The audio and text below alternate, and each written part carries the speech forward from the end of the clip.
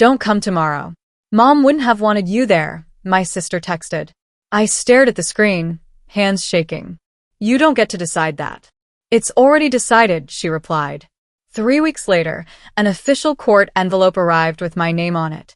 My name is Avery Collins, and I'm 34 years old. I work as a hospice nurse. Every day I sit with strangers in their final hours, holding their hands when their own families can't be there. I smooth blankets. I adjust pillows. I speak softly into quiet rooms because I know how much the last sounds a person hears can matter. Ironically, when my own mother got sick, I was the one who showed up. I drove her to every appointment. I managed her medications, tracked her side effects, and stayed on the phone with insurance representatives for hours while she rested in the next room. I knew her dosage schedules better than her doctors did. My older sister lived closer. She had the bigger house, the louder voice, and the family's attention at every dinner table. She was always the one they praised, the one they called first, the one they assumed would handle everything important. I wasn't rich or glamorous. I didn't have a guest room or a manicured lawn, but I had something they never expected from me. I paid attention. I listened carefully. I noticed the small things other people missed. Mom used to call me late at night when the house felt too quiet.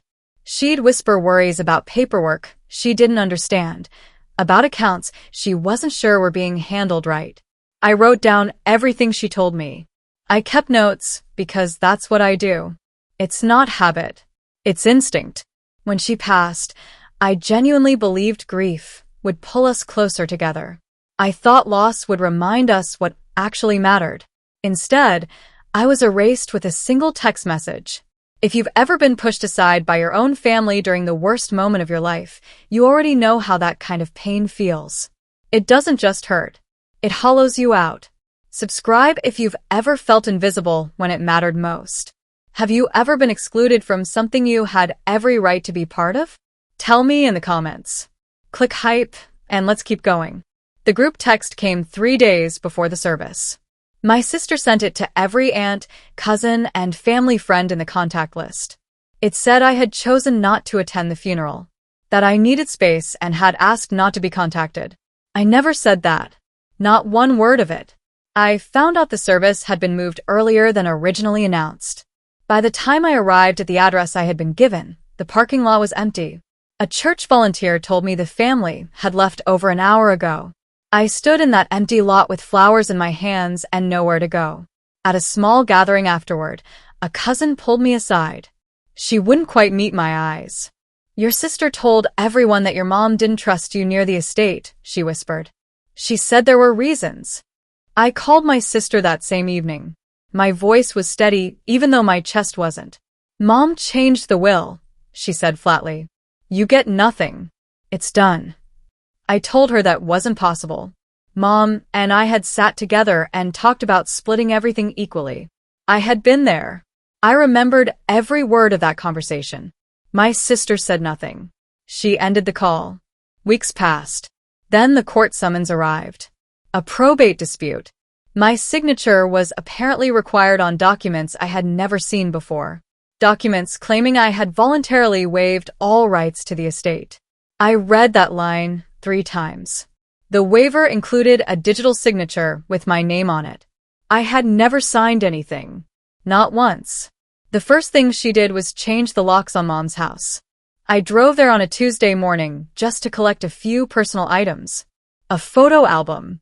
A small wooden box Mom had kept on her nightstand for as long as I could remember. My sister met me at the door before I could knock. You have no claim here, she said. You walked away. I hadn't walked anywhere. I had been pushed. Family members stopped returning my calls one by one. The silence was slow at first, then total. They had heard the story she told, and they believed it without asking me a single question. At a church luncheon 2 weeks later, I overheard a woman saying quietly to the person beside her, she couldn't even show up for her own mother. I kept walking. I didn't correct her. I didn't have the energy yet. Then I discovered that Mom's car had been transferred solely into my sister's name. The transfer date was only 4 days after the funeral. The paperwork had moved faster than the grief. I sat with that information for a long time. I turned it over carefully. I looked at the dates. I looked at the timeline. Something about the sequence of events felt calculated rather than coincidental. My grief didn't disappear, but it began to change shape. The sadness was still there, heavy and real. Underneath it, something quieter and much colder was forming. What they didn't understand about me was this. I don't just work in healthcare. I live by documentation. As a hospice nurse, I record every medication change, every conversation, every verbal instruction a patient gives me. I do it because details matter when everything is on the line. I had carried that habit into every part of my life for years. I had copies of Mom's medical directives going back 18 months. I had voice memos she had personally asked me to save when she was still strong enough to think clearly about what she wanted. I had email confirmations from her attorney following a will review that she and I had attended together. Months before she passed, Mom had asked me to sit beside her while she went through her will one final time. She wanted a witness she trusted. I remembered the afternoon clearly. The room smelled like the lavender lotion she kept on her bedside table. The attorney spoke slowly, and she nodded at each point. I pulled out all of those records. I laid them on my kitchen table in chronological order. Then I placed the new court documents beside them and started comparing dates. The numbers didn't match. The sequence was wrong. Something had been altered, and whoever had done it assumed I wouldn't notice. They had forgotten who they were dealing with. I called Mr. Henderson on a Thursday morning. He had handled my grandparents' estate years ago, and I still had his number saved. When I explained why I was calling, there was a long pause on his end. "Your mother never mentioned changing her will," he said carefully. "Not to me." He agreed to review the probate filings that same week. Within days, he came back to me with specific concerns. The digital signature on the waiver showed irregularities in its metadata. The filing dates didn't align with the timeline of events he had on record. "This needs a closer look," he told me. Meanwhile, my sister posted online about toxic relatives who chase inheritance instead of grieving properly. The comments filled quickly with support from people who only knew her version of events. Relatives I had known my entire life sent her supportive messages without reaching out to me once. The family grew comfortable. They were certain I would back down. They assumed the public pressure and the isolation would wear me down faster than any legal process could. A court date was set. Whispers spread through the extended family that I was contesting out of greed rather than truth. I heard it secondhand from the same cousin who had warned me at the gathering. I didn't respond to any of it. I just kept organizing my files. The probate mediation was held in a long conference room with tall windows and the faint smell of old carpet and recycled air. The kind of room where nothing feels personal and everything feels permanent. My sister sat across the table, with her lawyer beside her. She looked composed. She had been composed through all of it, the way people are when they believe they have already won.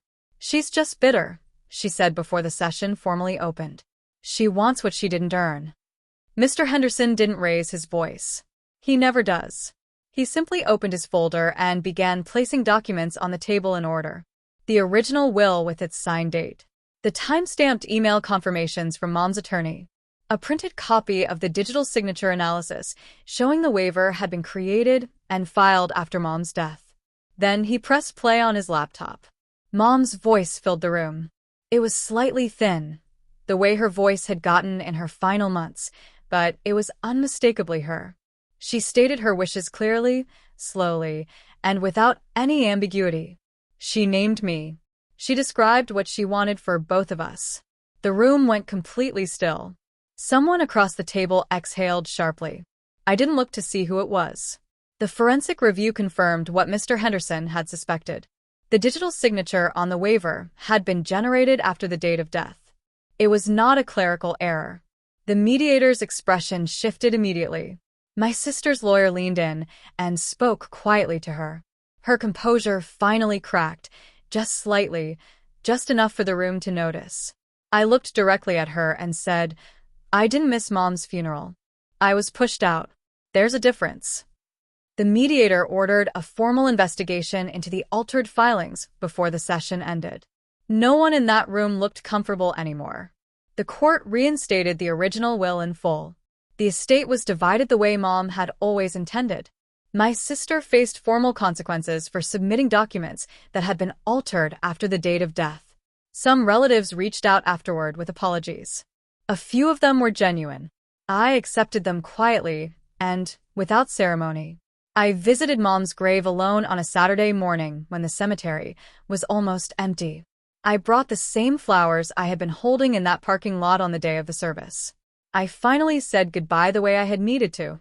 Standing there, I understood something clearly for the first time. This had never really been about money or property or legal documents. It had been about truth. About whether my place in my own family was real or whether it could simply be erased by someone willing to lie loudly enough. They tried to remove me from the story entirely. Instead, every move they made left a clearer trail for the truth to follow. They didn't erase me. They exposed themselves. Have you ever been excluded from a family goodbye or lied about after someone you loved passed away? That kind of pain doesn't fade quickly. It stays with you in ways that are hard to explain to people who haven't experienced it. Share your story in the comments if you've ever been shut out or misrepresented by the people who were supposed to protect you. Subscribe so we can stand together through these moments. Click hype to help this story reach someone who needs to hear it today. Your story has power. If you felt a connection to mine, please subscribe and share your journey in the comments below. Every hype you give this video helps someone else feel less alone in what they are carrying. Thank you for being here. Thank you for listening.